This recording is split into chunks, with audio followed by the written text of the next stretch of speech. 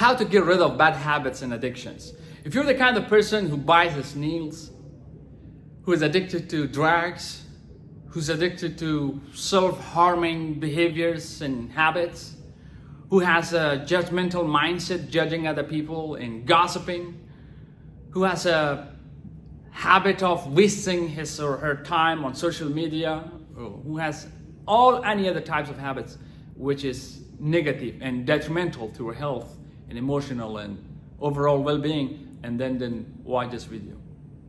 First of all, ask these questions to get rid of these habits. What is a bad habit? Define what are your bad habits and how you recognize them as a bad habit. If you can define it and recognize it as a bad habit, you are very, very successful on getting rid of it. Because most of the time we don't recognize it as a bad habit. That's why we get involved in doing it. If you can recognize it and define it, you're doing well. You will overcome it. That's the first step. The second step, recognize at what time, with which resources and tools and which places and which people will kind of tempt you and motivate you to go to do those bad habits or addictions. Recognize the sources, the tools, the times and places. Just recognize it. Don't do anything else. Define it and recognize it.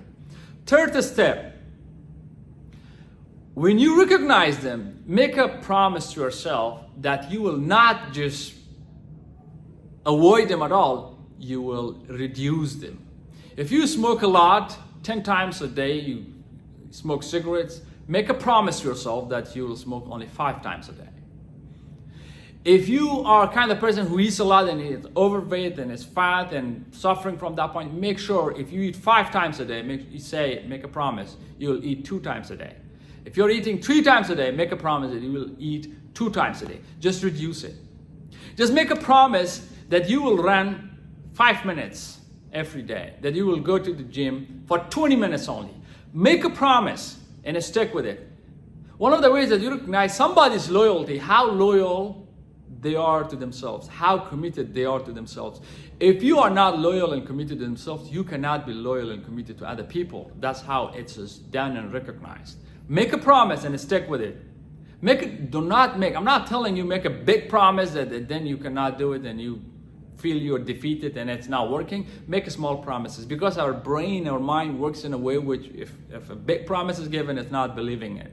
If somebody tells you just you'll give billions of dollars, you're not going to believe it. If they tell you $100, you believe it. It's just because of evidence and experiences. That's how our brain works. Make small promises. Other way, avoid step by step contacting people that causes you to do those bad habits or addictions and behaviors. Avoid them step by step. Avoid places step by step. Avoid those timings step by step. Avoid them. Make a new plan and replace your bad habits with new good habits. Not big habits. If that's not possible for you that you think, make small new good habits. Instead of eating junk foods, you eat something less at home. Cook, for example. Cook at home and eat it. New goals, even small, if it is from sport, with health, emotional, education, learning a language, learning math, science, visiting new places, learning new skills and arts. Replace these good things with your bad habits. Do not cope or manage your stress by addicting yourself to bad habits. If you have, for example, depression, anxiety, if you have stress all the time, find out academic, scientific, rational ways to cope your psychological issues instead of going to bad habits which are detrimental and harmful to your well-being.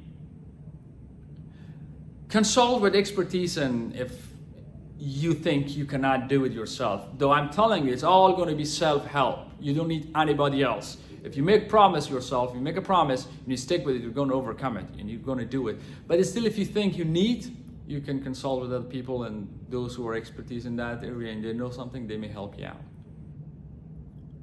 So you can get rid of it And it's much easy when you make a plan and you stick with it, you have new goals, you build new habits, because we get addicted to things step by step, day by day, as our routine.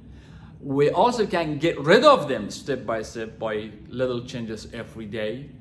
We build our personality the way we are, not suddenly, but step by step, little by little, break by break. So that's how you get rid of those bad habits. Even the kids, those who bite their nails, is because they're mentally, emotionally, they're not feeling well or safe. They're a little anxious or stressed out.